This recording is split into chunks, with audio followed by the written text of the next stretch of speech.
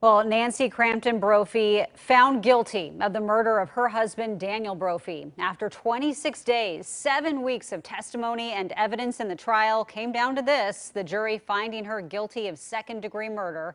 Brandon Thompson joins us live. And Brandon, you were there inside the courtroom watching Crampton Brophy as that verdict was read.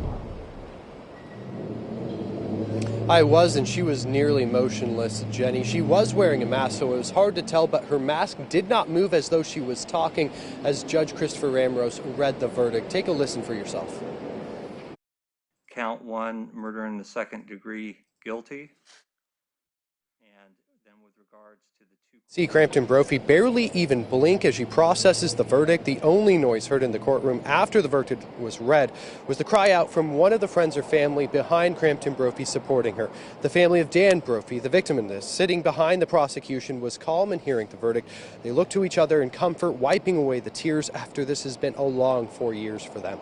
We spoke to Karen Brophy, Dan's mother, and Nathaniel Stillwater, Dan's son. They say they are thankful for this verdict after a long 2 months of watching this trial. I've had a struggle believing Nancy. She was our daughter-in-law for a long time.